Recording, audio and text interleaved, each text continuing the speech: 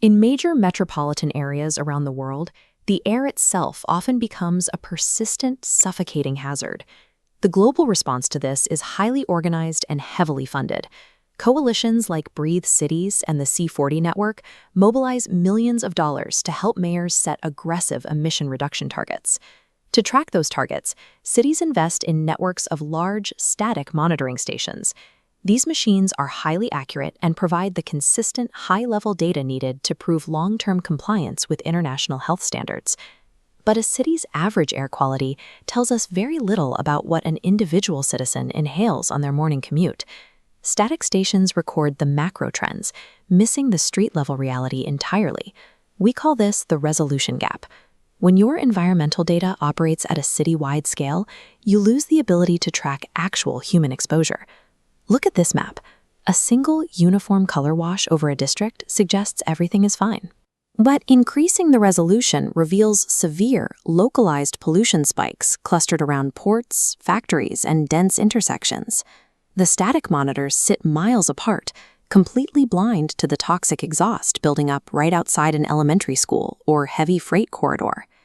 Cities try to bridge these blind spots using predictive computer models, but models generate estimates, not hard measurements, and estimates rarely hold up in court when regulators try to enforce strict environmental laws.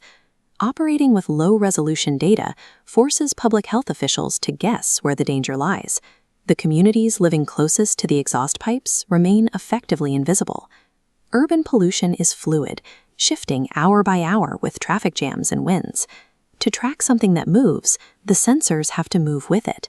Enter the mobile sensing layer, developed by an intelligence platform called Sparrow. Instead of building new stationary towers, Sparrow mounts highly sensitive environmental scanners directly onto the vehicles that already patrol the city grid. A city doesn't need to lay a single new cable. By bolting a sensor onto a standard municipal transit bus or outfitting local service fleets and taxis, you blanket the urban environment.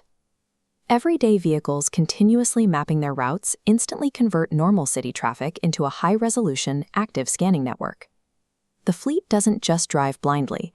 The system uses a technique called adaptive sensing, meaning these mobile sensors are deliberately guided by artificial intelligence. Watch the AI identify a historical pattern where pollution typically spikes. It recalculates the paths of sensor-equipped vehicles, routing them into the priority corridor to investigate. This targeted sweep captures multi-pollutant and microclimate data down to the exact building and block level. This mobile data does not replace the large static monitors. It connects the dots between them, providing granular spatial intelligence in the dead zones. Cities finally get the reliable regulatory continuity they need for international reporting, layered with the hyper-local truth they need to intervene right now. Raw data is only valuable if it leads to action. The true function of mobile sensing is translating abstract pollution metrics into legally defensible urban policy. Consider municipal transport teams. When they invest millions to restrict heavy polluters by creating a low-emission zone, or LEZ, they need to know if the restriction actually worked. This split-screen comparison shows the street-level pollution density before and after an intervention. Mobile tracking proves whether the zone actually lowered toxins in the breathing space, or if it merely displaced the heavy truck traffic into a neighboring, unmonitored district. That exact same block-level map serves other departments too. Public health teams use it to trace high asthma rates back to specific intersections, while school districts use it to design cleaner walking routes for children. Armed with verifiable before and after evidence, local governance evolves. They stop implementing hope-based policies and start executing proven, localized cures. This precision matters heavily to the philanthropic organizations and global grant makers bankrolling these city initiatives. They require a measurable return on their investment. Mobile exposure intelligence functions as a verification engine. It delivers comparable cross-city impact metrics so donors can see exactly where their capital reduced human exposure. We are moving past the era of broad, generalized clean air ambition. Today, success is defined by targeted, verifiable reality.